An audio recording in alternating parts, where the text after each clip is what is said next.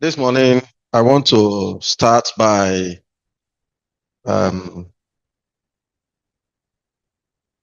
appreciating my fathers and mothers in the house. Uh, I'm so glad to be here and to also speak on something that is very close to my heart. It's a very, very big privilege. I'm also happy because I'm able to witness another convocation and the director telling the convocants that this set is unique. I believe that next set also will be unique in another way. Since I've been attending, we've always been having the sets being unique in different ways, and it's not surprising. I thank God for the work that is going on here. It's really, really big, and evidently is going somewhere. I'm praying that we'll be able to stay focused and keep up the work. My job is laid before me, and I have a lot to do. So it might look like maybe I'm racing. I'm just trying to keep within the time because there's quite a lot to say. So much challenges that we have to clear. But before going on, speaking as a man, if I was asked, I will have no problem saying that God is partial. It's my own view. It's not scriptural. And when I say God is partial, it has to do with our country, with the endowments, the kind of endowments. And when we look at it, we see that I don't know if there's any place in this world that is so endowed. So much so that somebody said that it's possible that when God told the Israelites that he's taking them to a land flowing with milk and honey, maybe he was bringing them here. We don't know. But we have so much endowment. Today, petroleum has robbed us of all the benefits we ought to have made from agriculture. And it's a pity. Next slide, please. I hope that I'll be able to achieve these goals. I hope that we shall be able to appreciate the present state of the country, the potential. We can't really go through all that, and the prospects. Then I hope to introduce also Agritronics, technology-driven agriculture, which is the modern day thing. I hope to also bring to us several other modern technologies and to help us to see how these things are driving profits. So we should stop practicing agriculture just for subsistence. We should be really looking at making profits. And when our daddy was talking about expansion, I think he was talking about that. Then lastly, I want to also help us to see my own constituency, mechatronics, and help us to see what it really entails. I believe, next slide. I believe that God's mandate for mankind comes from its very first instruction in Genesis chapter 1, as is there.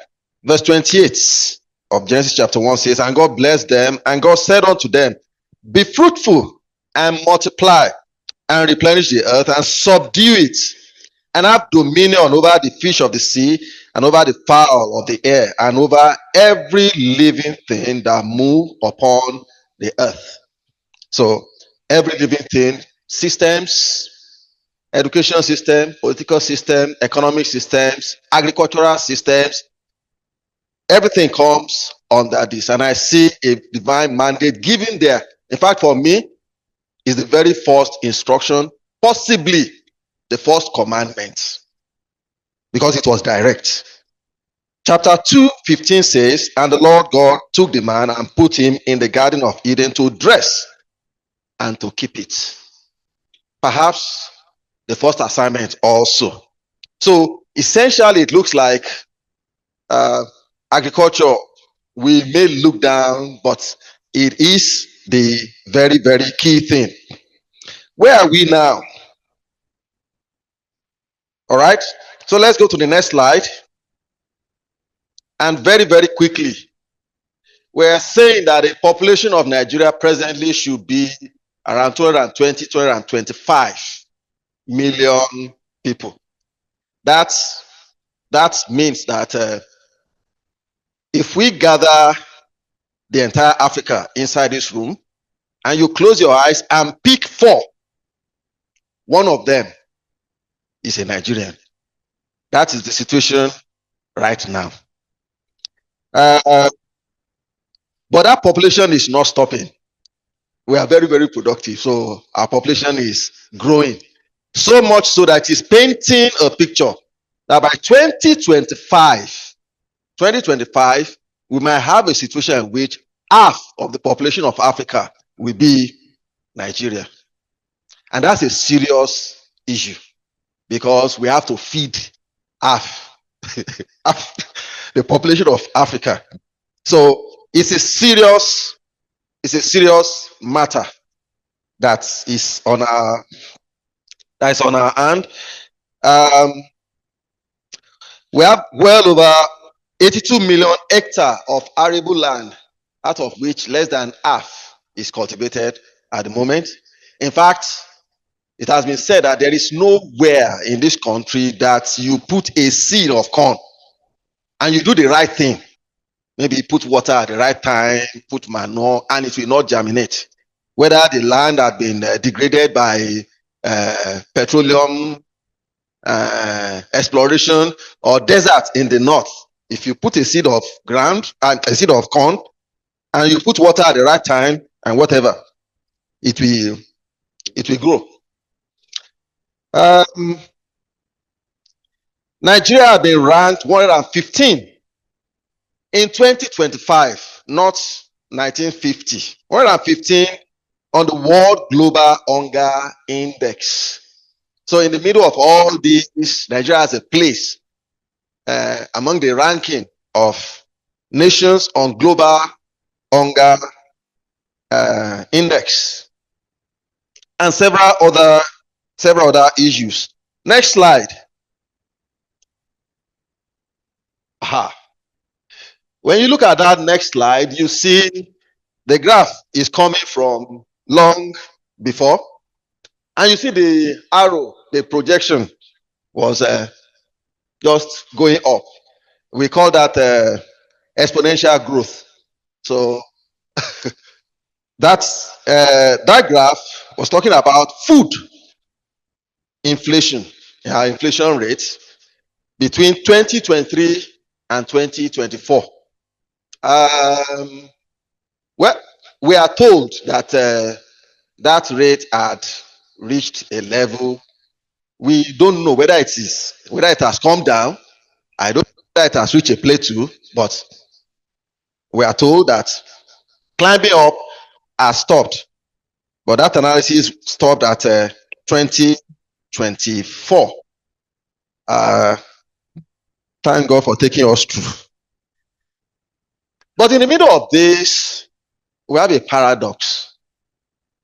Because for years now, Nigeria has been the largest producer of cassava in the whole world. And the interesting thing is that we have not even been able to utilize fully all the benefits of cassava. In fact, all the benefits of just starch from cassava, we have just been able to use to make use of like 20% only. 20%. And it's a serious waste and serious issue. We're not talking about yam yet. That's just cassava. Most of the tablets will have starch. And clothes. Making clothes, they will use starch. Even after making it, when you wash, we have to put starch. Starch is so, apart from the one we are eating. So, and that is just cassava. That's just cassava. In Yoruba land, it is said that the palm tree has nothing that is not useful. And I don't know how much we have been able to do with palm tree. In fact, Malaysia took palm fruit from us, and we are importing palm oil from Malaysia today. Part of the challenge, I was discussing with an elder in an elderly professor of agricultural economics in Futa some time ago, and he told me, said, the biggest problem we have that is making us unable to export palm oil is just one machine, boiler. When we harvest palm fruit, we put them aside for 1 or 2 days. We want them to ferment. In the course of fermenting, it develops, is this saturated or unsaturated? Acid starts forming. Then outsiders don't want it. So we end up consuming our own palm oil ourselves. But with boilers installed, you are harvesting, you are producing palm oil immediately. And it is going, and that palm oil goes into soap and so many things. In fact, Malaysia bleach palm oil and they sell it to us as groundnut oil. Next slide. So the next slide shows the GDP of Nigeria for the year 2023, and that blue portion at the bottom is what agriculture has been contributing, and is say about 20%, and it has almost been consistent until the issue of insecurity, of course, started disturbing. But the interesting thing is this: the last government before this one realized that if the problem of unemployment in the land was going to be solved, the sector of agriculture could provide 70% of job opportunities that the country needs. So focusing on agriculture can really take away the problem of unemployment. And then we have the yam production. As at, I think that is for year 2022. Year 2022, yam alone was able to generate for us $25 billion. $25 billion. That's from yam. You have other crops following it. Cassava, $8.8 billion. Maize, $4.5 billion. Rice, $3.5 billion. Tomatoes, 3.0. Sorghum, okra, taro, pineapples, and all that. One main problem why yam are not being exported from Nigeria seriously is the issue of injury. So when we harvest the yam and the cutlass cut it somewhere, as soon as that happens, it becomes disqualified. So process of harvesting becomes an issue. Of course, we know that that was also the problem with cocoa, but that has also been improved a lot. Next slide. We have quite a number of economic agricultural challenges facing us today. Of course, number one is insecurity. People can't go to farm again. Infrastructural gaps, finance and inputs, climate change, very, very serious challenge, low technology and mechanization, poor extension services, post-harvest losses. You'll be surprised how much we lose after working so hard and producing so much. You'll be surprised how much that gets wasted after all the labor. Policy and implementation. So now I really want to talk about the issue of agricultural change. For most people, when we talk about farmer, we talk about the person that carry hoes and till the land and all that one, cultivates and harvests corn and yam. But one of the big challenges that we have had over the years is that the farming has not really been that rewarding for most farmers the way it's supposed to be. The amount of work done is not really commensurate to some years, maybe was it last year, 2 years ago, cocoa farmers were smiling. People are beginning to talk about this year, maybe it is somehow, but really, if a child is thinking of applying for a course in the university, how much will it be easy to convince a child to study agriculture when there is petroleum chemistry, petroleum engineering, and things like that there? One of the challenge has also been that we have not been taking advantage of the entire agriculture value chain. There's an entire value chain. So you produce and you just sell your products and close your eyes and go away. For example, the farmer that cultivates yam, sells the yam, closes his eyes and goes away. Then somebody buys the yam and tries to spread it. And after spreading it, he sells it as elubo and possibly makes more money than the farmer that cultivated. Another person buys the egbodo and grind it into powder and then sells it in small noodles. So these are value chains, and you realize it's the same thing with cocoa. So we sell cocoa seed to the whites, and they bring one vita to us, and eventually you realize that probably you sell cocoa seed just for some few cents, and you are buying the cocoa powder from them in dollars. They have taken advantage of the other value chain and making more profits. And this is one area that farmers need to really look at. So profit.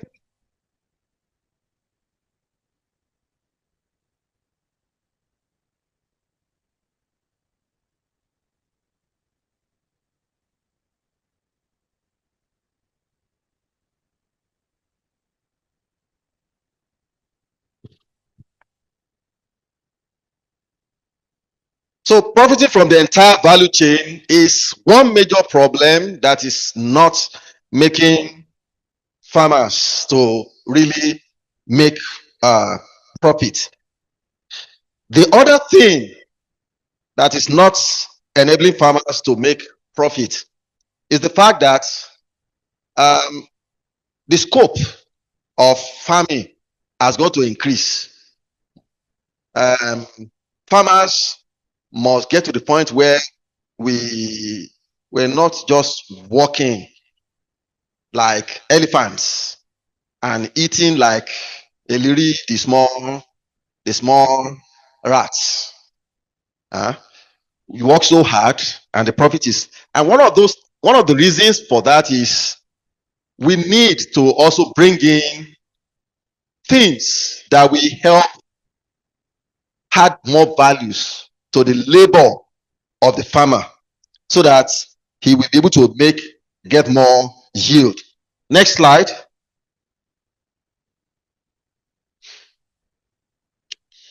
So in this slide,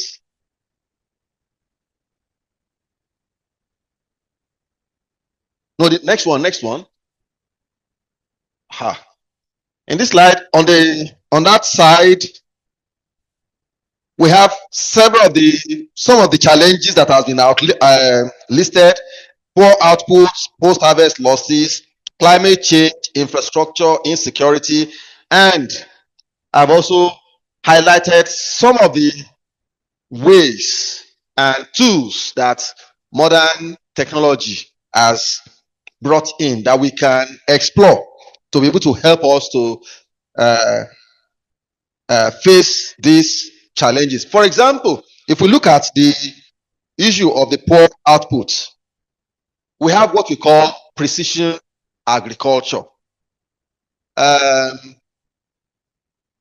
In Yoruba language, when you are irrigating, I think they say "ambomirin abi." Modern technology doesn't bomirin anymore. So irrigation is not you pouring water. I have discovered that you need to find some plants need just some few droplets dropped just at the right place at the root. So you're supplying just the amount of water needed for the plant. Otherwise, flooding the plant with water also destroys the plant. So we talk about precision agriculture, the soil itself. We want to cultivate yam. So what type of fertility should the yam, what type of soil, what type of fertility does it need? So a lot of soil tests has to be done so that we can get the exact soil that is going to give us the yield. These things are done with precision. Some call it smart agriculture, and then a lot of other things are coming, like automation and robotics. For example, the world has moved beyond. I was discussing with some women in a bullet, and I said, "Can you bring some oranges? I want to buy." She said, "I don't have anybody to harvest oranges for me." So the orange is there, but there's nobody to harvest. When the world has gone beyond people carrying or stealing mango and trees, robots goes in and pick the orange. In fact, to the extent of being able to know which one is ripe, which one is not ripe. And of course, planting pepper in controlled environment, greenhouses and things like that, hydroponics and and uh, and other things. Then we have the issue of drones. Benedict, can you bring that drone here? I want to show us. Bring that big one, yes. So this is a quadcopter. It's a product of student projects. When you look at it closely, then you'll be able to see that it is actually made of wood. That's how you will know that it is locally made. Otherwise, it will have been made out of plastics, maybe by injector molding. But this is the container. I can take 1 liter, and we use this to apply herbicide, fertilizer, and all that. Unfortunately, the power pack is bad. So this is part of the things being used today. So the that you are carrying knapsack and fleeting all over the place, is just stay in one place, and with a radio you can send this to fleets all over the place and get your job done. Thank you. Let's look at some examples of success stories. And this is deliberate, because if we don't look at some of these things, it might look like, oh, they are just talking about some things. The first example we want to look at is the land Netherlands. Okay, Netherlands. Okay, yes, there.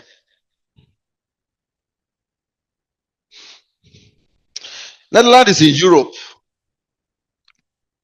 And taking the year 2017, and of course, this didn't just happen in the year 2017. It has been a pattern. In the year 2017, you see the cup there. Netherlands was the largest agri-food exporter in Europe, and the second largest in the entire world. Netherlands. And Netherlands produce a lot of dairy products, milk, and they have developed a lot of greenhouse agriculture. They have gone a lot, very, very far. The interesting thing is this: I do not think that Netherlands is as big as the Southwest, but it's now the second largest agri-food exporter in the whole world, and the first in Europe. So you can imagine all the nations where Netherlands is exporting food, including Nigeria, because a lot of our dairy milk, this powder milk, it comes from Netherlands. It's also called Holland. In fact, there's a brand of milk called Hollandia. So that is Netherlands. The next one is the land of Israel. And I have 3 pictures there. The last one is about hydroponics, where you are not really using soil to grow plants. You're using water, just water that is having the essential nutrients. So a lot of developments have been done so that you can plant vertically. So places where, countries where you say, okay, we don't have land, is no longer an excuse. And they have been able to develop this so much. Then Israel, as we know, is in the Middle East. Water is an issue. So they have been able to develop technology to extract water from air. So pass air through machine and extract water. Of course, that means that when we are talking about things like precision agriculture, these are the people that really, really know the value. Because when you are planting the crop, you are supplying, you don't even have enough water to waste. So you are giving just enough water. The interesting thing is this: Israel is probably the country producing the best fruits in the whole world. And so many other things. The last one, Saudi Arabia. That first picture is actually in the desert. And they have developed irrigation system. The irrigation system is radial. So it looks like you have circles that are just green like that in the midst of a brown desert. This is how the picture looks like when you see Saudi Arabia from space. You are able to see those green circles like that.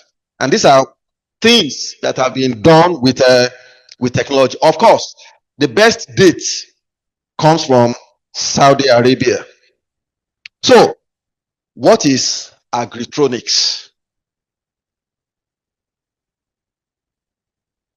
Yeah, next slide, please. So, Agritronics is a modern concept whereby agriculture is integrated with modern digital technologies like mechatronics, electronics, Internet of Things, and robotics. We have children studying all kinds of things. Thank God for the seminar yesterday. I believe a very good foundation has been laid. But all these things have their place right in agriculture. If only they are applied properly and appropriately also, then we should be able to have the dividends really coming forth.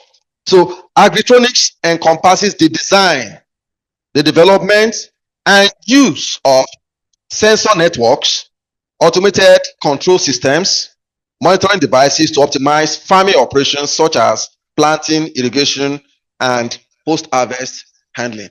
A couple of years ago, one of my students' work was to make use of sensors to develop a system where you don't need to be there for your land to be irrigated. So we had a sensor to sense the soil moisture, to sense the amount of nitrogen, the amount of phosphorus, the amount of potassium in the soil, and some other things. And the system is continuously monitoring the soil so that the data can be sent to me wherever I am. And the thinking is this: we have a situation where if you're practicing agriculture today and you are not thinking about conducting irrigation yourself, you're in trouble because of the challenge we have with the weather. Climate has been seriously affected by global warming and all that. So now it's not possible for us to say rain starts by March and ends by so. It's not really possible anymore. Rain starts when it starts, rain stops when it stops. When it stops, it stops. So if you are going to be serious, a serious farmer, you must be ready to create the climate you want yourself. So it's also the water that you'll be using to irrigating that you want to use to as a channel to fertilize the soil to the particular level you want. So we want to be able to measure and check to be able to know when it gets to that level. Next slide. Well, the last time I was talking about the use of robots. Robots when we talk about robots, it's not just talking about humanoids. Humanoids are the ones that takes the shape of human being. Maybe it has one head, two hands, or maybe it's just the hand. That is not the only robot. The drone is brought. If it is autonomous, then it is also a robot. Then vehicles can now be made to be autonomous. So we have situations where tractors we don't need to engage drivers. So you can have tractors that are autonomous. So you can control them remotely and they can carry out your work. Next slide. So you quickly see that the key aspects of application of agritronics will be found in issues of precision agriculture, automation and robotics, electronic control systems, data management, and Internet of Things. Now, next slide. Now, the challenge we have as of today is that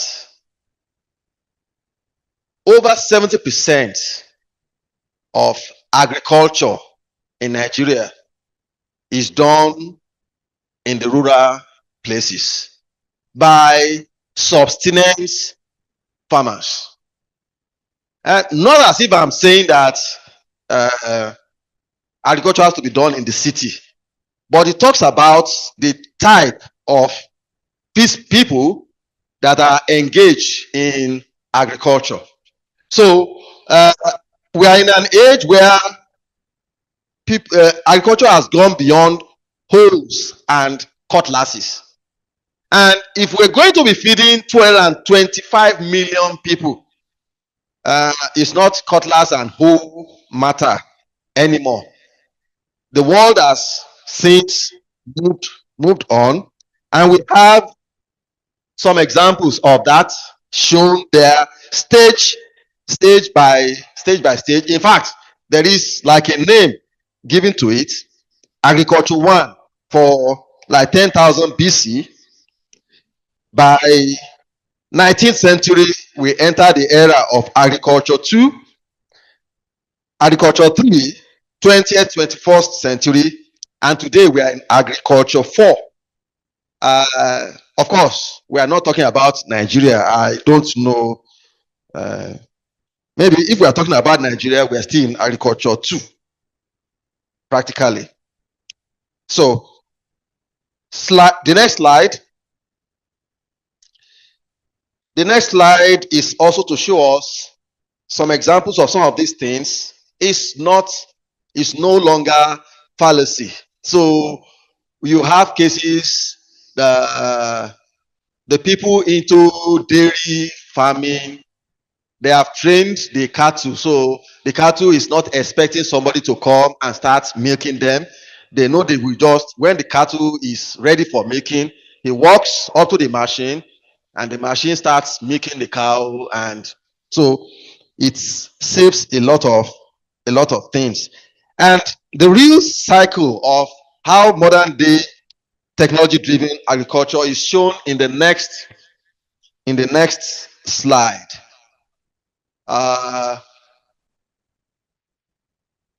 So a lot of the use of the outer space also comes into agriculture. I used to say this. People say, what's the use of doing research about space?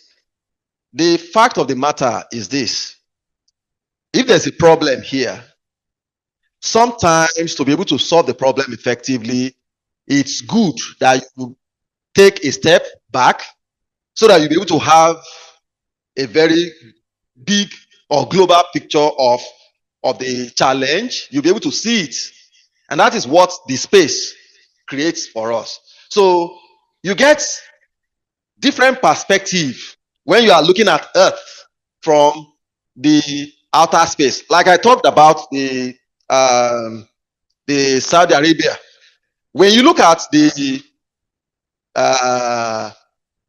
pictures of the Earth, I mean, like Nigeria, when you look at the pictures of Nigeria 50, 60 years ago from the space, it was much more greener than now. Now, when you are looking at Nigeria from space, it's largely brown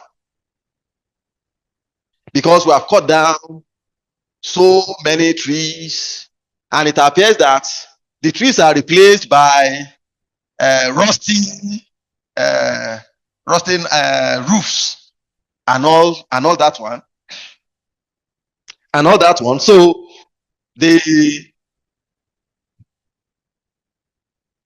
it's affecting our perspective. But for agriculture, it's possible for you to even be able to diagnose if the plant is sick, you have an entire plantation, and just a portion of the plantation is lacking, let's say, nitrogen or phosphorus. The leaf will tell you, because the color of the leaf will change. But you may not be able to travel the entire length of the plantation.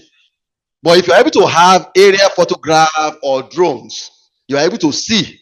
And then technology has made it in such a way that we are able to match some of this color to specific problems of the plant. Now, having talked about this, I want to quickly talk about mechatronics. As of today, mechatronics in Nigeria is one of the most sought courses. In FUTA, the last admission was the most sought course, and yet one of the youngest in FUTA. Surprisingly, candidates that scored 315 couldn't even enter. And part of the reasons, it has to do with the perspective and what people have seen. It's interdisciplinary. The world has gone beyond the way we locally look at issues. No problem comes with a name, biological problem, chemistry problem anymore. A problem is a problem. And when there's a problem, the issue is, who do we call to solve the problem? So it's calling for people with multidisciplinary approach to look at this thing. So the way that we train, the philosophy of the training is changing. And it's interesting to find that one of the fields where mechatronics has found home is agriculture. And that's why we have what you call agritronics. Automobile has also embraced. And for automobile, we have what you call autotronics. But the real thing is the need of the society keeps making it to evolve. I have very little time left, and I must rush through the remaining I have.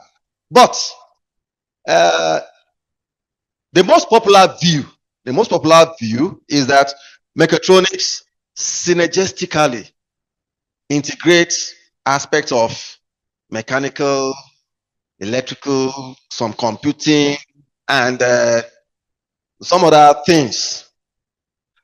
Some people abuse that, thinking, oh, mechatronics means that take some 2 courses here, take some 2 courses there, take some, put them together as if you are making a pot of soup, and put it on fire.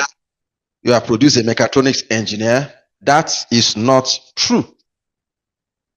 A mechatronics engineer is either rendering service or he is producing a product. The need for the product determines the need for the mechatronics engineer. So the philosophy behind the program itself is the very, very key thing. Can you please go on to the next slide? I can't take the other ones. The next one. Yes, stop there. As of today, it's clear that practicing mechatronics itself brings in so many aspects of so many disciplines that we don't think of. For example, he brings in marketing. He brings in advertisements, aesthetics. All these things comes in. And of course, when you bring all those in to produce a particular product, then you can tell that product will be better than what has been before. Now, applying that to agriculture gives us what we call agritronics. What shall we do?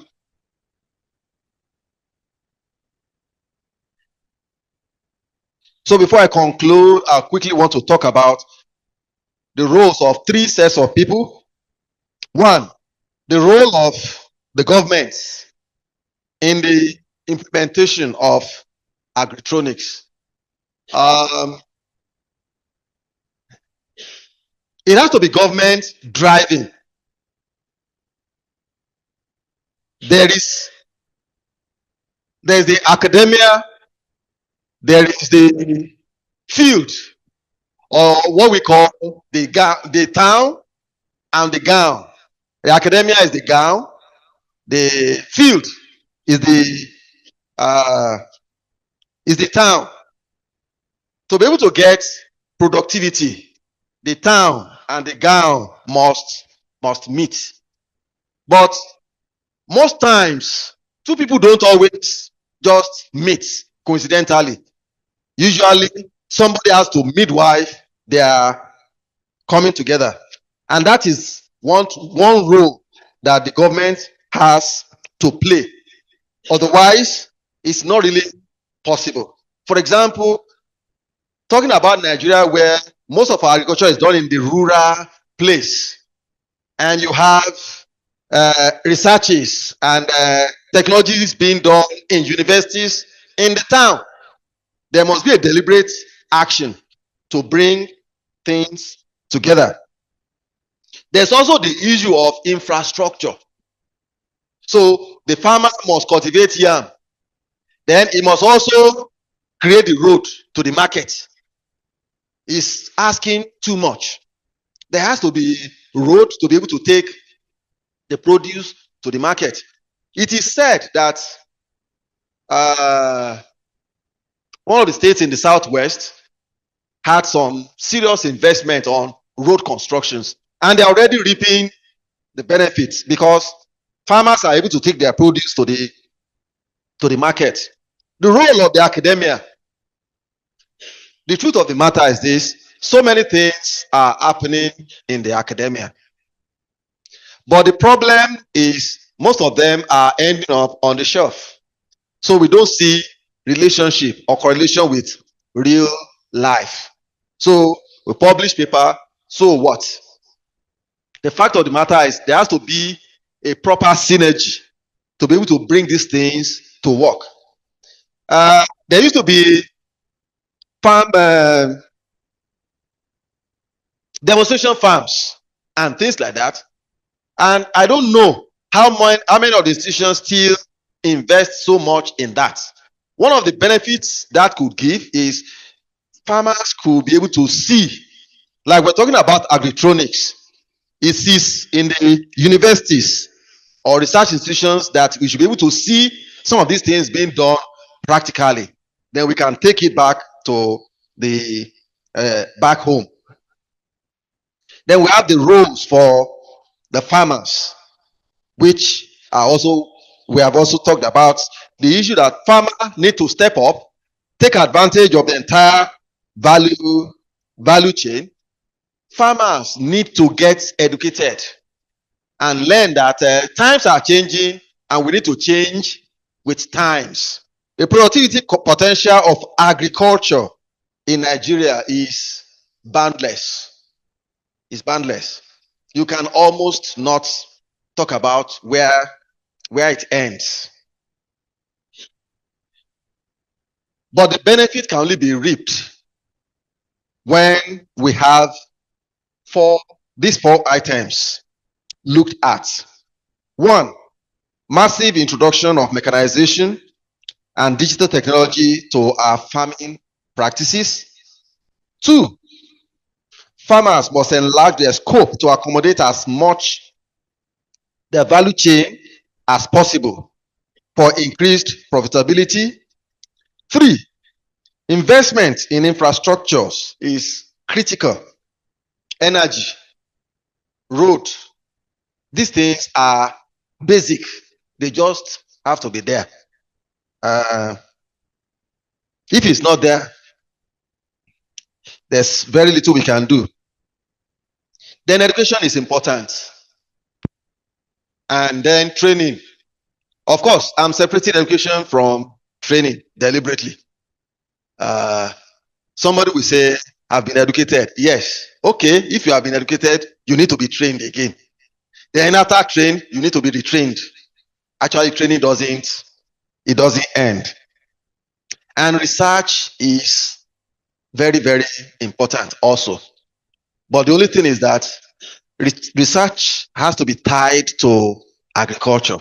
We have researchers doing their own thing, just doing their own, they're just doing their own thing, as if then we have farmers doing their own thing, as if they are in different worlds. We can't get benefits. In fact, I want to see a time when probably the government will give a mandate and say, this year or for the next 5 years, we want to look at all researches should be focused on agriculture. You are researching on ICT, mechatronics, electronics, anything.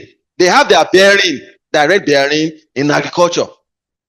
Even if it is aeronautics engineering, you have seen aeronautics engineer will build drones. It has everything has its bearing on agriculture. So there could be a focus. The next 5 years, everything must be towards agriculture.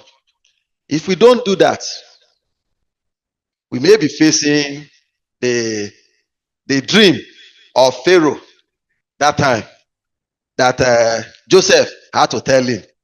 And, fortunately, he had Joseph to tell him, do this, do this. I don't know if we have Joseph to tell us what we should do now. But if we have half the population of Africa to feed in 2025 and 2050, and 2050 is not far from now. We are 2026 right now. So it's 25 years from now. If we have to feed population half of Africa, what shall we do? Thank you.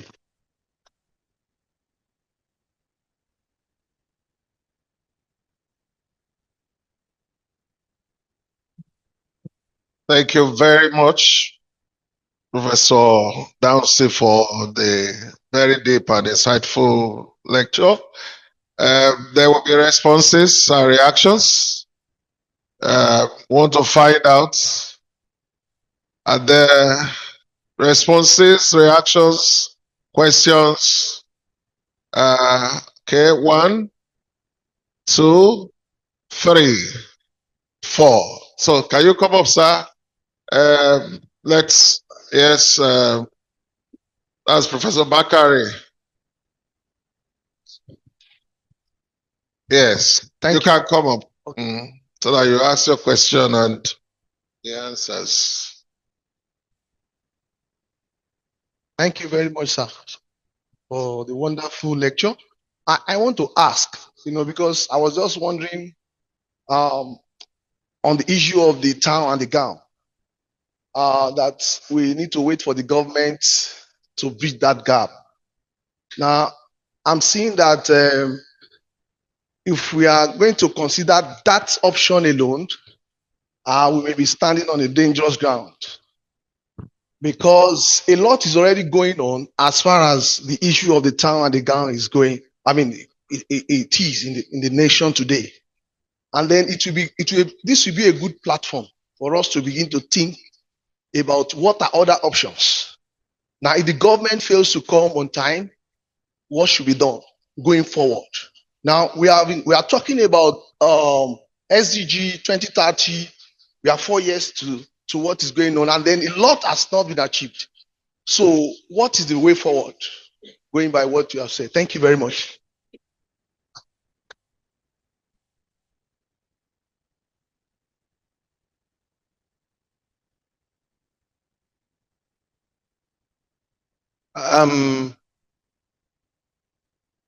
My perspective about things is this. We've had societies where they said men have failed. So what they did was to say, okay, so the men have become irresponsible, so let us saddle the responsibility on women. Fine. The truth of the matter is, what has become of those societies today? If a man is not responsible, bring him, make him to sit down, make him to do his responsibility. That's what he's meant to do. If government is not doing its job, the only way out is to make government to do its job. Government has got to be accountable. Yes, we can ask some people to help, but none of those people will form policies. None of them have the control of agri ministries. None of them have any influence on the agricultural bank, how much loan, how much they should give, and things like that. We can't run away from it. If government does not become responsible, there's nothing we can do about it. We just have to make government responsible. The aspect of policies is very, very important. We're talking about technology. The challenge is these things are expensive. The one I brought here and showed you is in millions. It costs a lot. So how do I get farmers to start investing such amounts? So while I know that there are roles that NGOs can play, maybe even religious bodies can play, but that cannot replace the role of government. For example, can government take it upon itself and say, because of the challenge that is coming, we need to increase capacity? How do we increase capacity? We must invest on technology in agriculture. Some years ago, a minister brought the issue of handsets to farmers. I don't know if you remember. Then some of us were, why are you going to the farm, to the rural area, to give farmers phones? But now we are better informed. It's not about farmer calling his father or his mother or his children, but there are so many things you can do now. In fact, that you can even be able to reach them is something. But that one in itself was pursued by government. Now, you notice that what shall we do? The role of different people comes in. For example, FATI could have been a place where we teach just discipleship. Come and learn Bible. Come and learn how to live Bible. There's nothing wrong with that. But that does not produce a total man. That doesn't produce a total man. After reading the Bible, the man must still feed his family. And a lot of the challenges that he will face as a Christian comes with food and money. Where does he make money? And things like that. And we have FATI filling that gap.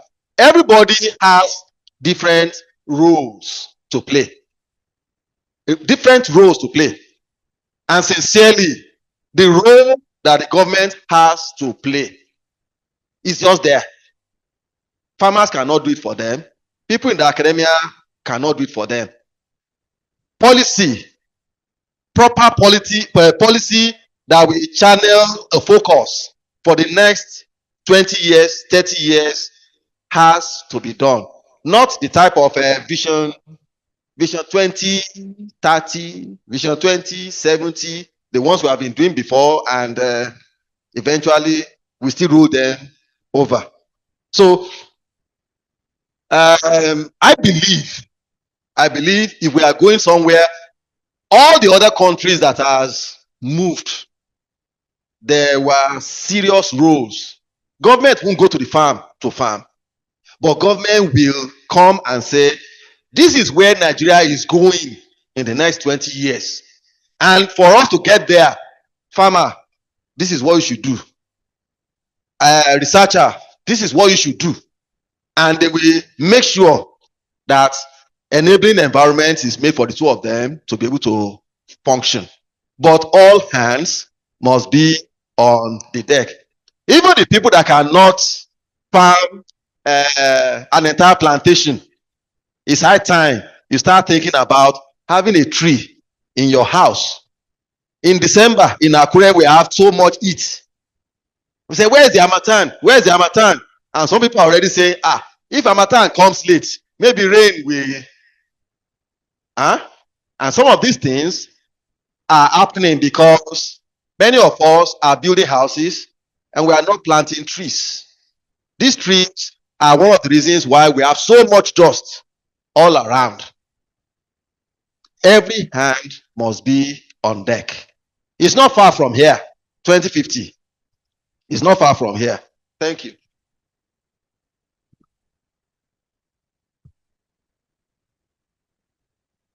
I think I want to agree with our lecturer that policymakers, policy making is a crucial matter. Many years ago, Malaysia, the Prime Minister of Malaysia came to Nigeria around 1960, and he saw palm oil production in Nigeria. He took the seeds, he went to establish in his country. The first thing he did was to establish Palm Oil Research Institute.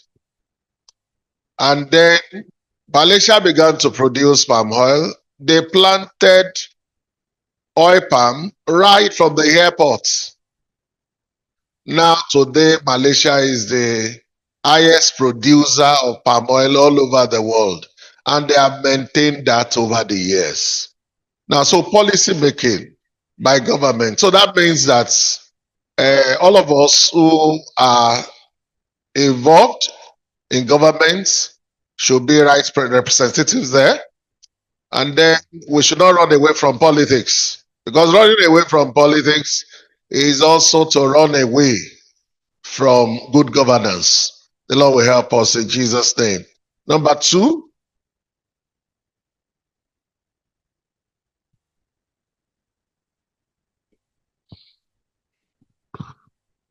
Thank you, Prof. I think I would like to disagree with Prof's stand on this matter.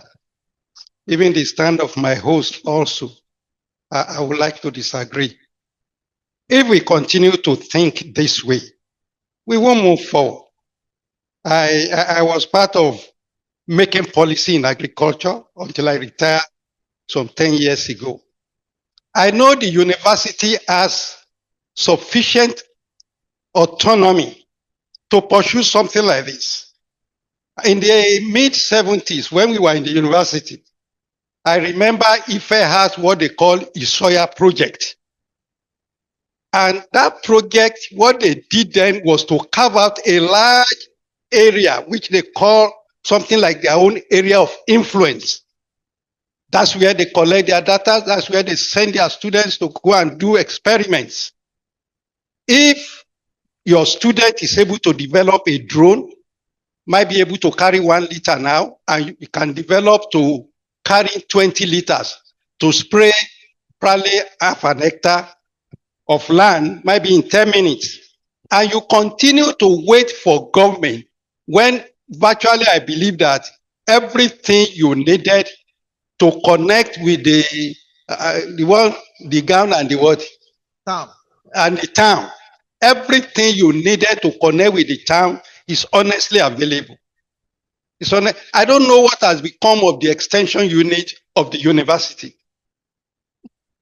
So if you don't develop it and you are waiting for Ministry of Agri, either at the state level or federal level, this drone will remain on the shelf like other things. So, and I don't know what agreement Fatih has with FUTA, what MOU you have signed, or with FOIE. Things you are much connected. Why don't we start from somewhere? Why don't you find a way out if government is not answering you through an organization like this? And they will be ready to do it for you. So please, we want to know what actually the extension unit of the Faculty of Agriculture is doing, because I knew what they were doing when I was in the university. Thank you. Thank you, Daddy.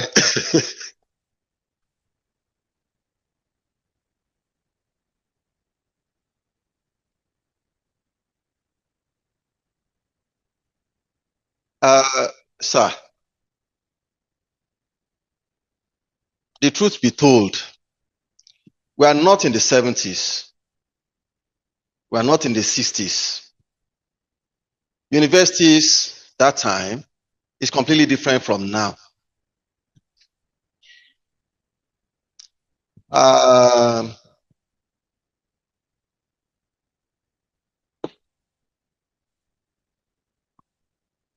How we perceive universities that time and now, they are completely different things.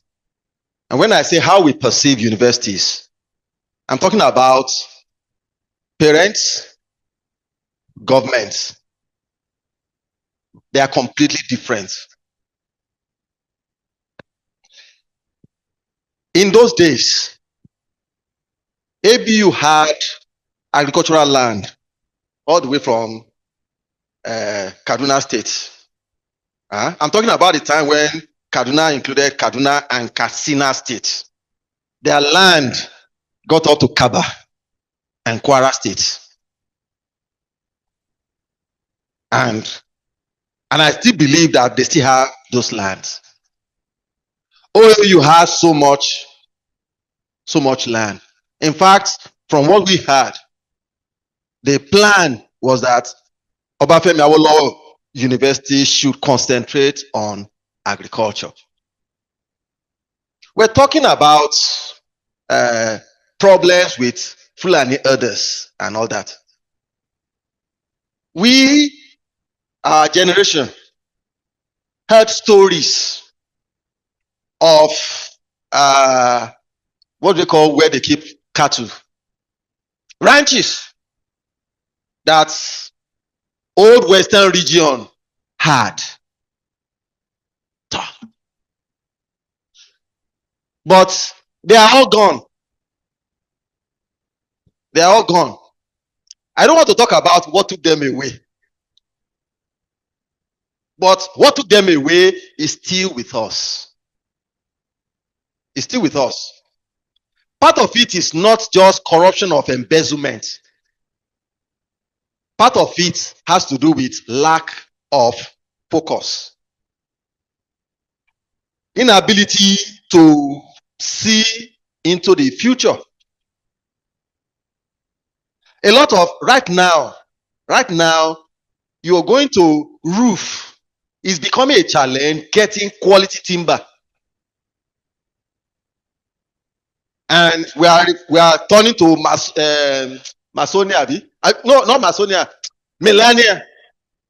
Now, because all the proper Ogbete, they have just been cut off. These are trees that some people deliberately planted some years ago. And somehow, a generation didn't just allow them to go waste. That generation plundered it. As of the last time I checked, Nigeria had the largest form of deforestation in the whole world. We're just cutting down trees. All these have to do with focus. If I'm a child in a home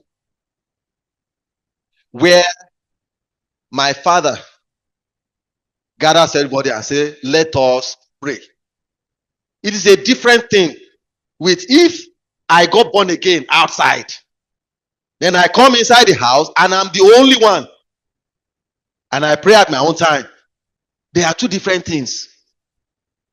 With me having a father to say the policy of this home is righteousness. If we don't have a father to put that policy down, it's missing. Yes, mothers can do it, but fathers have to be the one to put policy down. Government will not be the one to go from place to place. In those days, there were wole. We still have people employed for that job, but nobody goes from house to house to check your latrine. And we still have environmental issues all around us. The same way we have extension workers right now. But I don't know if they visit farms. We have forests that Fulanis understand the forest more than our forest rangers. They know the forest more than our forest rangers. They are the ones that know the boundary. That's why we had that insecurity issue. That's why, that's how. So we are in a terrible mess. If we are going to get out of it, extension workers must be brought back, because farmers must be trained and retrained and retrained, and it's extension workers that has to be used. Extension workers himself has to be trained and trained and trained in modern day agriculture, so that he'll be able to pass it across. And there's so much to be done. Where to start is even the issue. But the biggest challenge we have is this. Please, sir, you need to imagine the size of Holland, Netherlands, and compare it with Southwest. Imagine. So all of a sudden, tomato is not coming from the north. What happens to us in Southwest? Imagine yam is not coming from Benue. What happens to us in Southwest? In 2019, the government closed border. Trucks bringing tomato from Ghana, Cote d'Ivoire, they lined up at Nigerian border because West Africa is feeding Nigeria right now. Tomatoes are coming from other West African states to feed Lagos, and we are just eating. We think we are okay. There's problem. There was school in Benin Republic, and the government had to rush there, and there was debate. Why don't you look at Nigeria's problem? The issue is this: if there's a problem in Nigeria, where will we run to? Which country will take care of us? If we send the population in Lagos alone to one of our West African states, they are in trouble. Their economy will crash. So, sir, the challenge we are talking about right now is not some few tons of yam, yes, we are doing something, but what I'm saying is this: we need to be thinking of a very, very big magnitude. Very, very big magnitude. We're able to produce something right now, but, sir, it is far from what we need. This country has the capacity of producing its own wheat. Its own wheat. We don't have to import. We should be exporting. And if we don't wake up to do that, we are going to face a crisis. We are going to face a crisis. If we don't want that crisis to come, we need to start preparing like Joseph taught them in Egypt to do. In Egypt, Joseph had the advantage of government with policy. This is what we are going to do. If he didn't have that advantage, nobody will do anything. Everybody will eat what is on ground, and then let us face hunger tomorrow. But somebody had to say, this is where Egypt was going, and it saved the entire world. Sir, I'm not saying that government must come and farm. That's not what I'm saying. That's not what I'm saying. What I'm saying is government must play its role. What is that role? The road that we bring farm produce from this place to that place, help us to do it. Give us small electricity. Then let us also do what we can. The drone, largely, it's students' projects.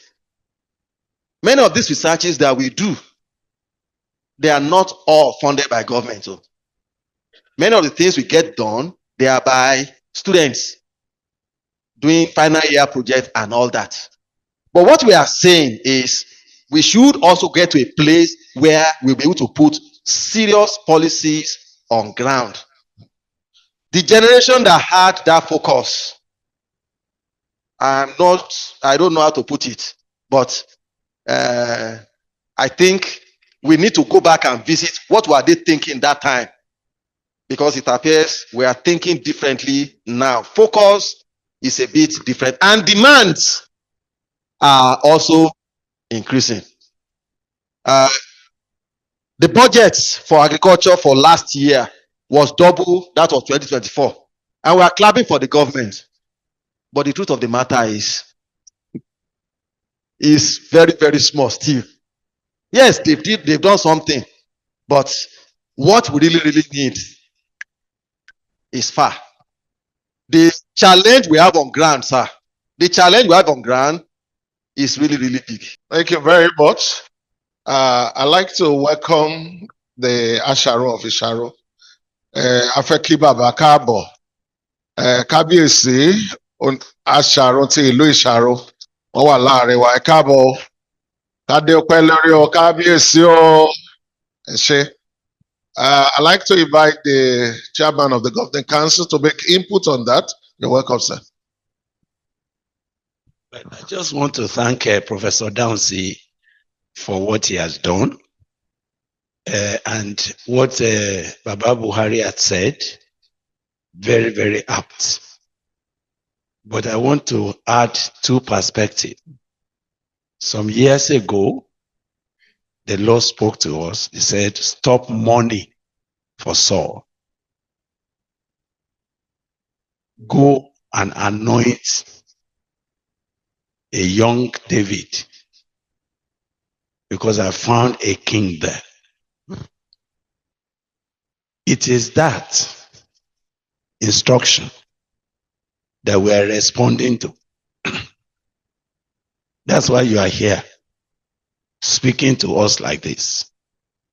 Because we know America cannot build Nigeria for us.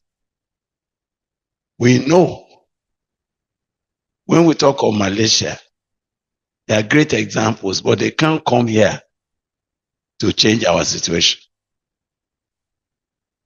In the 70s that Buhari was talking about, I don't know which school you were at that time. So, but today you are a professor. And you're a professor of mechatronics in a university. So you have a voice. You are now a member of Senate that can think pragmatically and begin to redirect the space in which you occupy, even if it is restructuring of courses. Like you have said now, in time past, engineering students had never thought there's a connectivity between engineering and agriculture.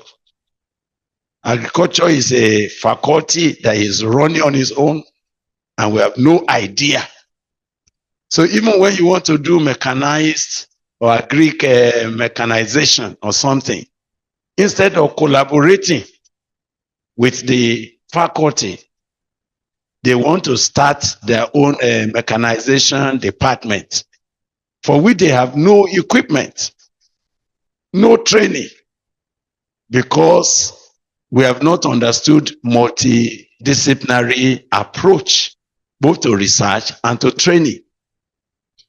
Now, we have responded to this, even though it looked little, because we know if we don't rise up to provide an alternative for people to think, because we are talking of government. Who are the government?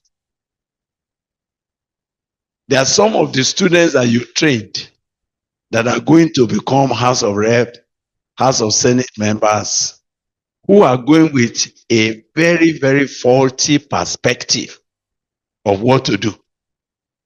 So if we don't start somewhere, we're not going far.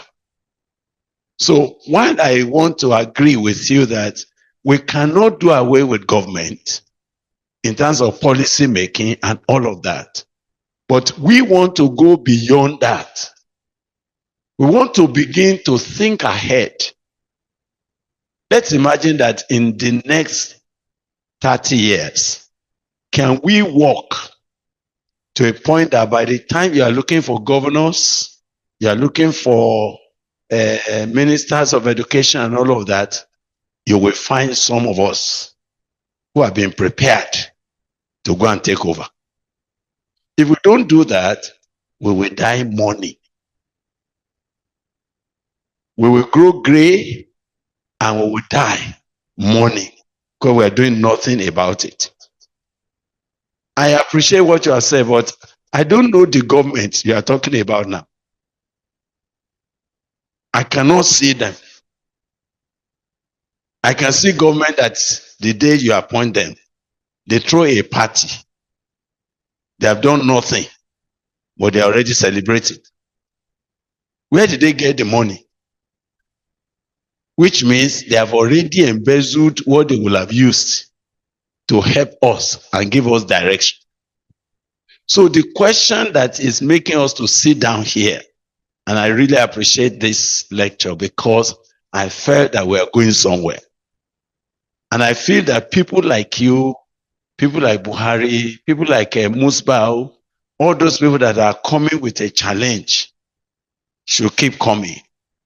And let's begin to think and work. Should God lay this body on your heart, say, can we send you to go into government? And we'll give you what is the agenda to go and pursue when you get there. And you are there. And you told Mr. President, I'm here, professor of this. I joined your government because this is what I intend to do.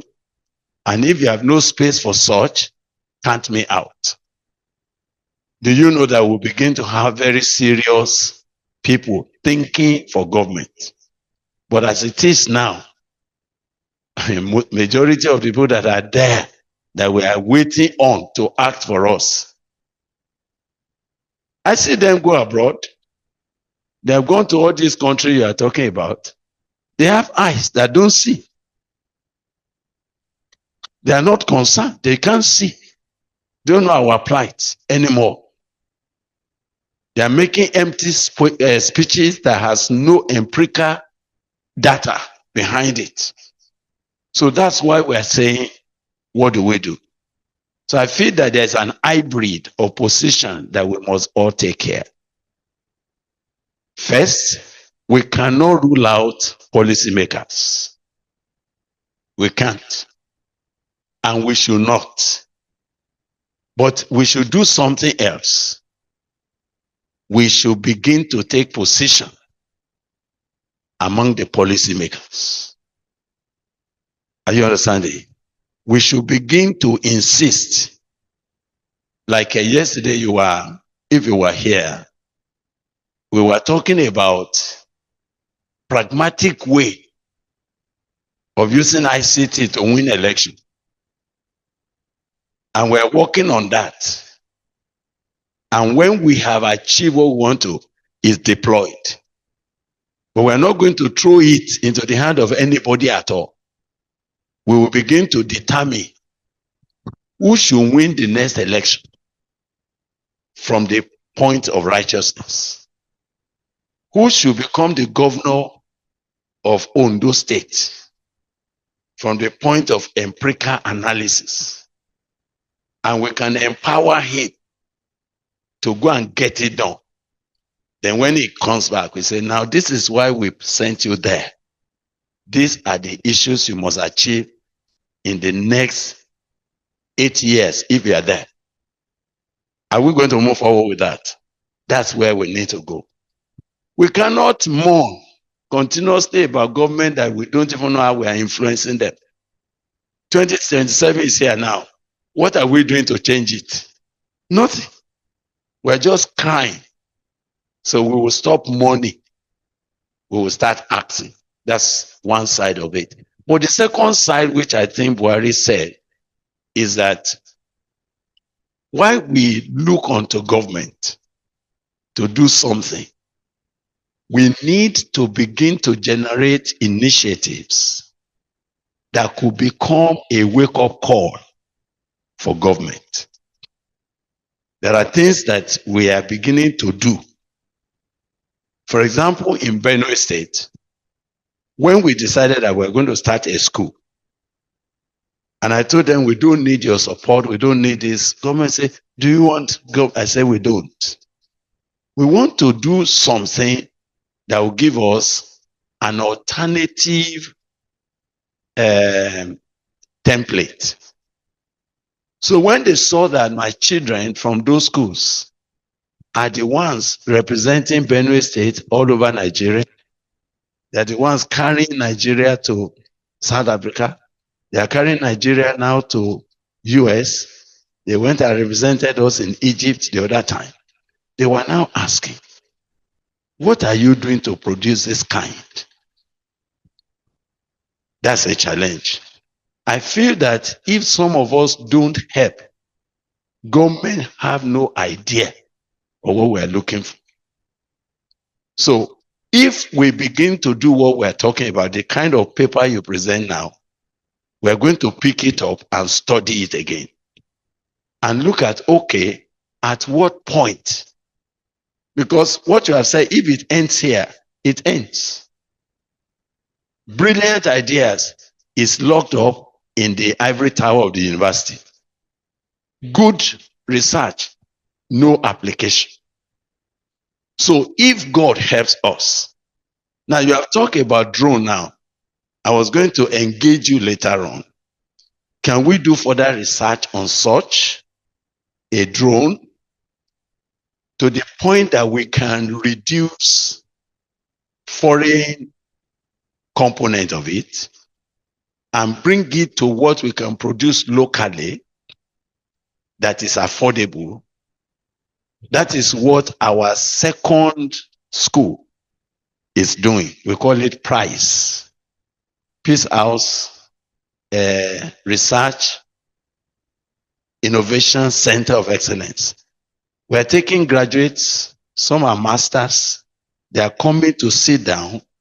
When you talk of training, we're talking about training in bringing research that solves problems, in bringing innovation that, and then we are making progress.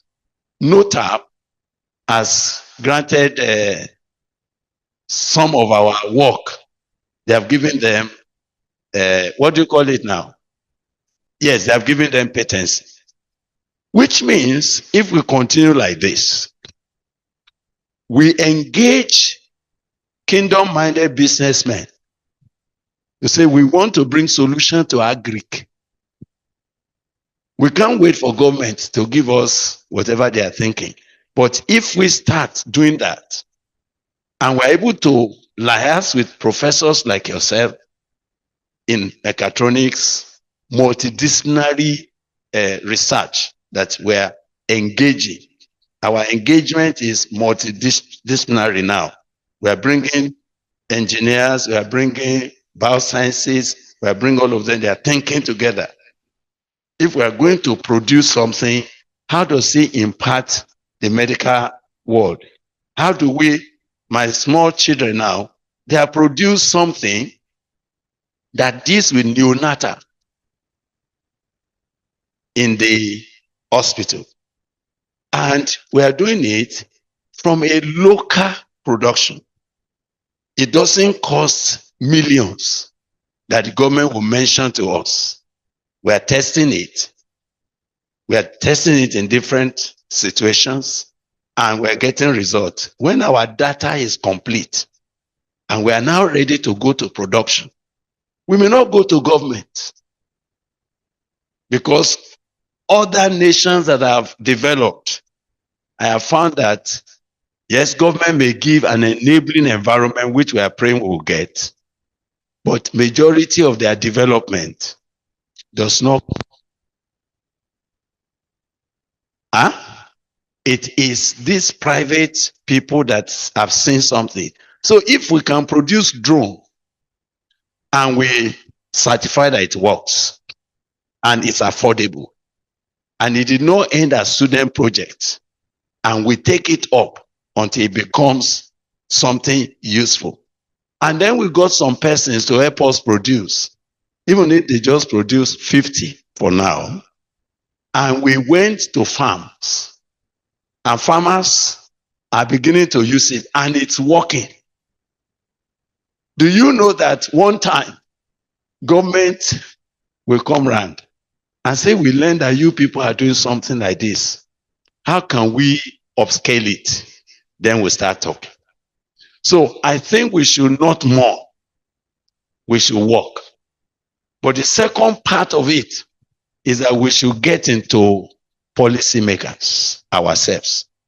We should begin to raise people that will go in there, but with a focus.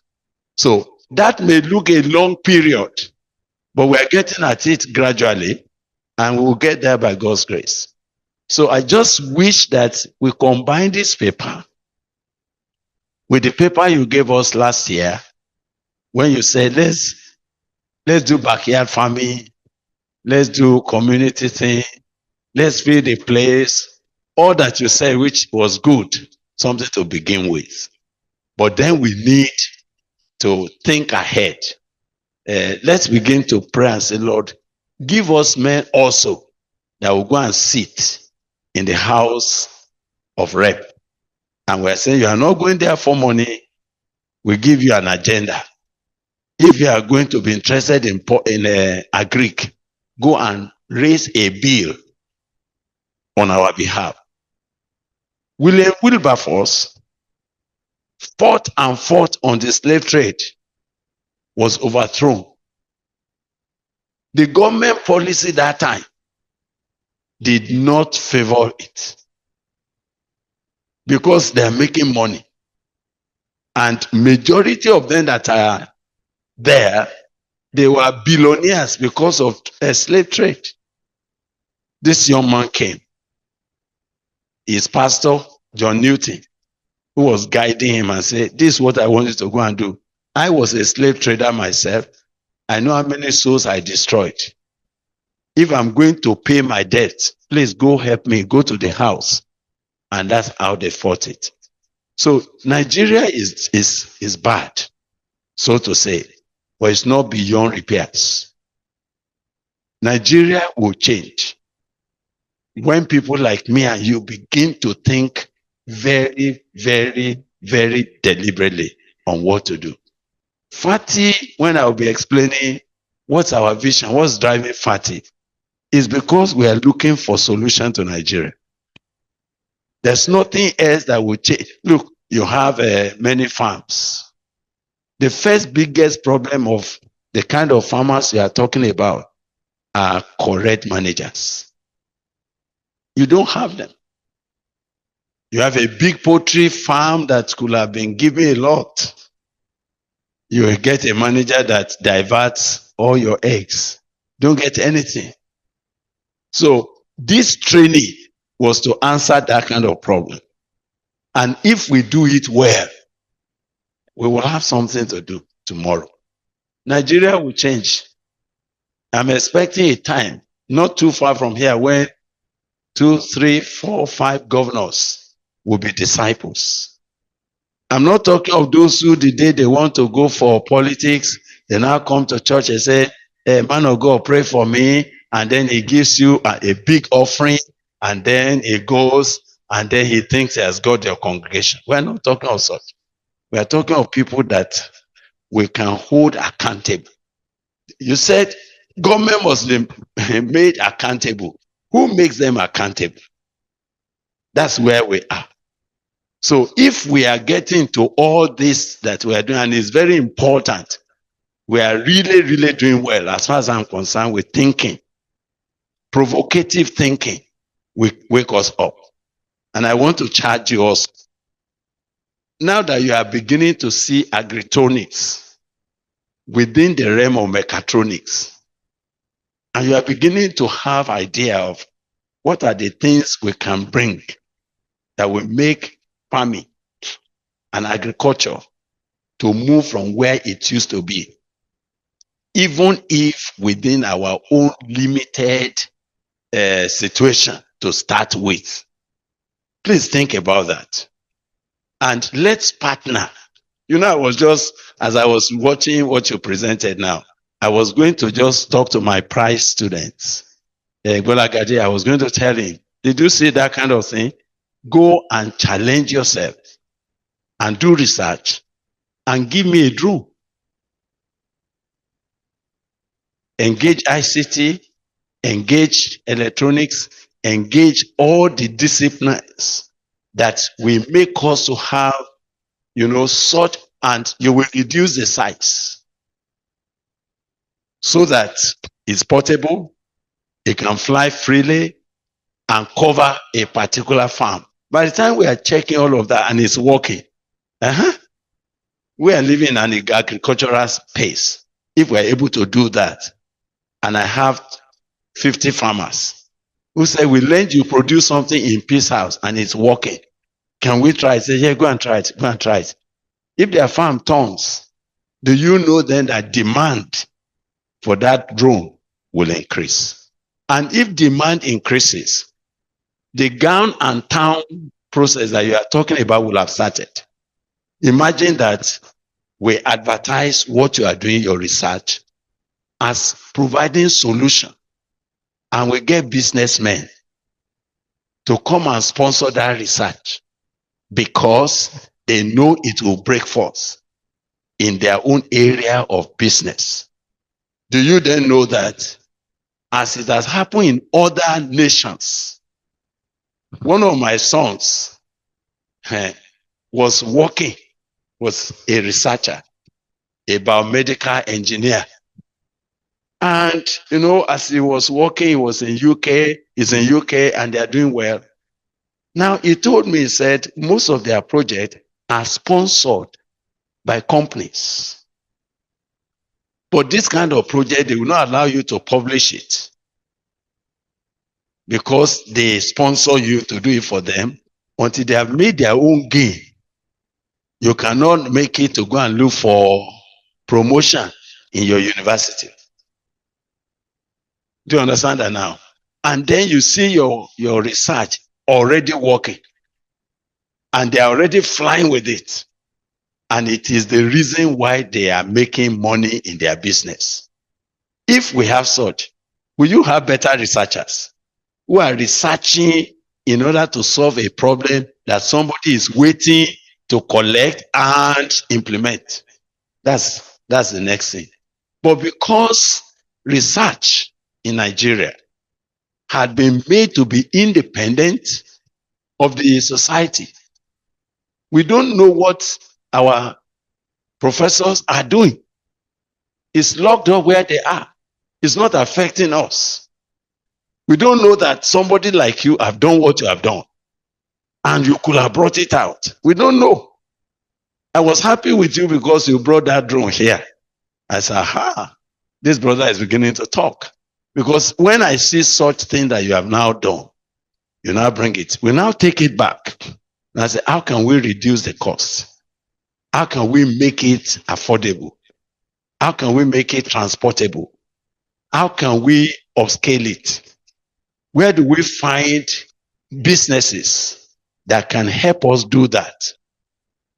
By the time we do that and it has worked, even your students that have done that kind of research, they are happy. Say, that's my work going on. You'll be encouraged to do something more. And before we know it, we will have filled the land. So I think our approach must be double-edged. We cannot ignore government. We don't want to. But because we are not going to ignore government, we are going to infiltrate them. We are going to send disciples into politics. As we are talking here, I don't want to be telling you, this is agric. Technology is going on. We are planning to have institute for politicians who will also come and sit down for 2 years. And we're training them. And we're saying, this is where you are going. There are biblical way of doing politics that nobody has trained us in. Most of the people that you are doing politics with, they are wicked. They are the one who sponsor you. You can't get into government through somebody else who sponsor and paid you or something. And you say, now I'm a Christian. I need a Christian brother to be commissioner. For where? They say, get out from that place. This is the man you must appoint. So you know there are governors now. They are not the one who appointed their commissioners.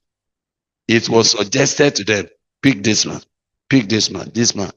We want to pay him because he helped us. This is one time of settlement. So what can you do? That's why policy is not running. Let's trust God that we are going somewhere. I believe transformation is coming. The Nigeria of our dream will come to pass. Thank you, sir.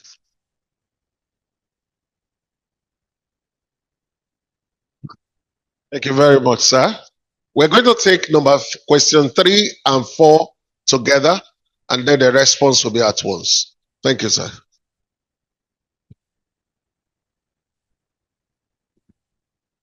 The second mic has gone. Thank you, Professor. My first challenge is to you, sir. Yeah. For this thing to run effectively, I don't know whether you have been thinking of forming your graduates and your alumni, the students that are passed out from here, into cooperative. Can they form a cooperative? When you get to Israel, the agriculture is running on what you call kibbutz and these powerful cooperatives. And I believe when we have this crop of new creation people forming a cooperative and going into agriculture, they will enlarge scale and make use of the economy of large scale. Because this technology you are saying cannot be practiced or deployed on a small area. By the time you come up, you are talking of having 50 hectares, 100 hectares, 200 hectares. The people running Israel, they are the cooperative-based people. And we saw what they are doing. We went there, we saw what they are doing in every area. And even they have extended to US, where they have the largest oil field. They told us the name of that cooperative. They have fish farm. They have 100 hectares, 1 hectare, and one fish farm pond, about 5 hectares. And how many people are working there? Only 6. 100 hectares of fish farm. What are they doing? They have employed this, what you call Agritronics. So let us start thinking of not just leaving them to be scattered. Let's bring them together to form which we can register. God will help us. Thank you very much. So we'll take number 4, and then I will also respond. Number 4. Yeah, thank you very much, sir. Yeah, as we are looking at feeding the nation because of the challenge we have, I have to make mention about we cannot use cutlass and hoe. Now, I want to talk about the issue of the using of herbicides. It has health issue. So is there any research that can help? Because as we are trying to, to boost productivity, if we can go through that local means of, dealing with the grasses, it will not really go far. So is there any means? Because the food we are eating, there are a lot of chemical substances and is really, harming our health. So how can we deal with such? Then how can we now, the second question, how can we encourage young agriculture youth that are going into agri? How can we correct the mindset of making money? Because most, in quote, all they are after is money, not solving problems. Thank you, sir. I think the first one I won't be able to talk much about that.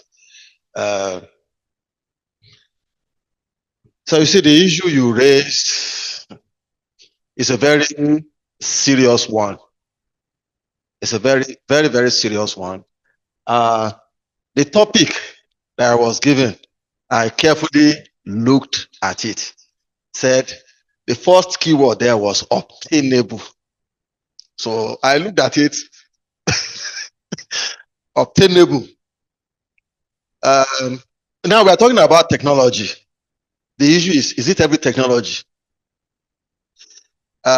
There's issue right now that people are debating about genetically modified, not just seed. You cut open bell pepper, there isn't one single seed inside, and the pepper is as big as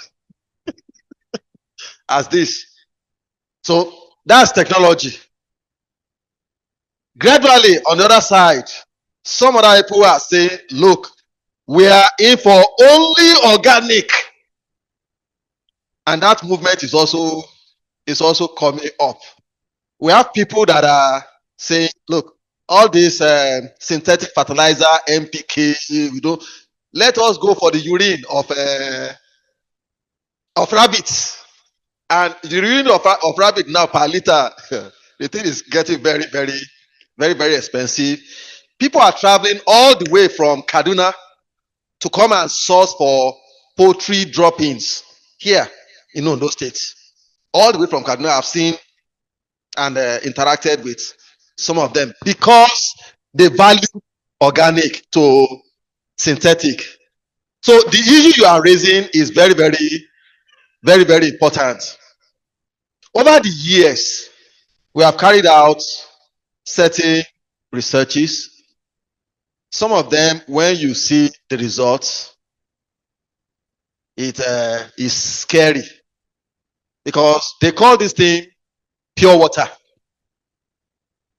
But when you go to the lab and check many of them, and you realize the quantity of heavy metals in them, you get afraid. To make matters worse, a professor of biology, botany in per se, was giving a talk in Futa some years ago and was talking about some analysis that was done on amaranthus F4. And you'll be surprised the level of heavy metals. When we talk about heavy metals, you're talking about mercury, cadmium,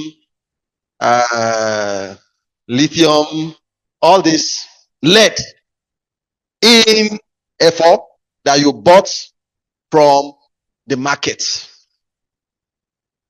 That has nothing to do with fertilizer. The issue is this. We have energy challenge in Nigeria. The situation became chronic. So we had to rely so much on batteries, rechargeable lamp, rechargeable clipper, rechargeable laptop battery, phone battery, this one battery, all that battery.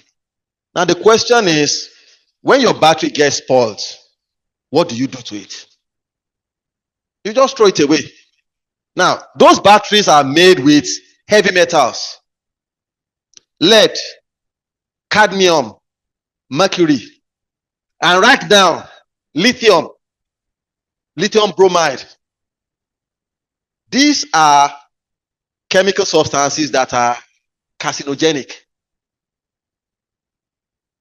So we drop a battery here carelessly.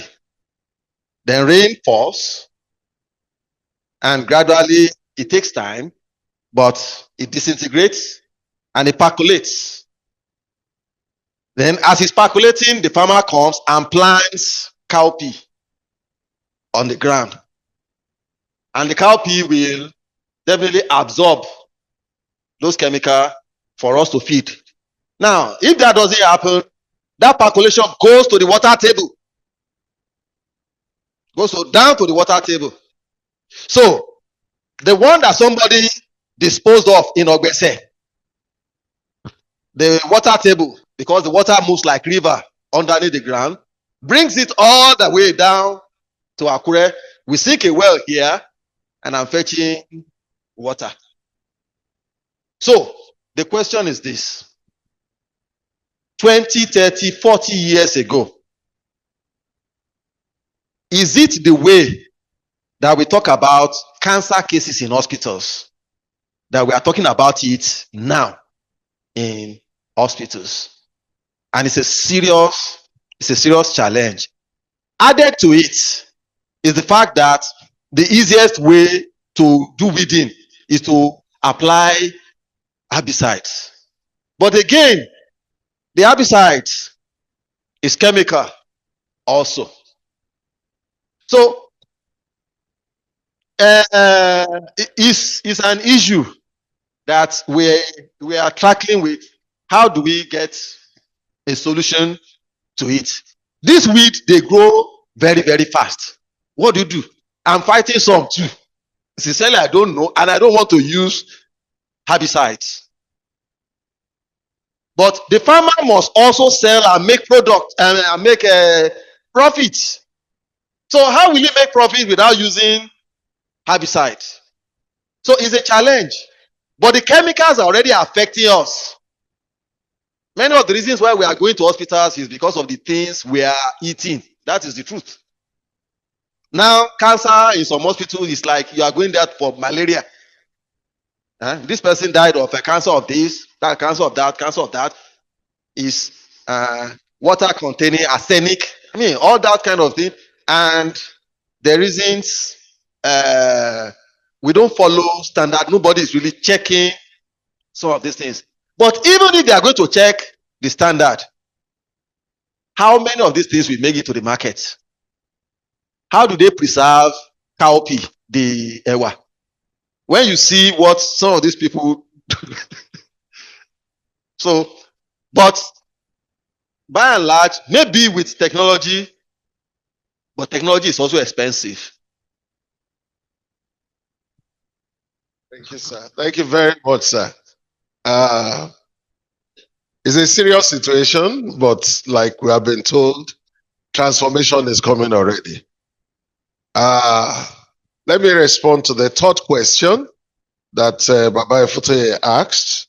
Yes, by the grace of God, as our students are going through their training, we're already building team spirit. And that's one of the reasons for their GMEP, Jesus in May project. They build team spirit, and once they enter into FATIAF, that's FATI Alumni Fellowship, it's a template to take off. Now we have some of them already in some different parts of the country who are teaming together, who have formed cooperative and have taken off. Then there are a few of them who are around here, because while they were here, some of them, all of them learned building, they learned construction. In fact, some of the buildings we are building now, when anytime, like if you see our drying tents, the person we invited to resource these graduates is one of our graduates who is now you could also call him a professional carpenter. He's the one who guides And then even the roofing of our conference center and our kitchen village hostels is one of our graduates who is a lead resource person doing that. Also in mercenary, one of them is the one who leads when it comes to that. So, and both of them had formed a team. So now they can even they take buildings, and from beginning to finish, they are the one who do it. So that is already going on. And also, they also have a joint farm, part of fatty outflow, that they are doing the farm also together. But on a large scale, we are growing gradually into that. The Lord is helping us. Also, for our brother who was asking for the way out on being delivered from herbicides, Fatty has been working on organic ways to deal with weeds. For some time, we avoided planting cocoa because we don't want to use the existing herbicides and pesticides they use in dealing with cocoa. By the grace of God, we are also put our cocoa plantation. Our cocoa plantation has taken off, and we are not using pesticides. I won't be able to reveal what we are using, but what we are using is eco-friendly and organic, completely organic. And also our research in okra, in tomato, what we use, like others use different herbicides and pesticides to plant tomato, to plant okra. We don't. Here we are zero herbicide compliant. We don't use herbicides at all because we know whether small or big herbicide is carcinogenic. They cause cancer. So what we use, the shelf life, if you take amaranthus from here, you put amaranthus F4. If you buy F4 from Fatty Garden, it can for the next how many days?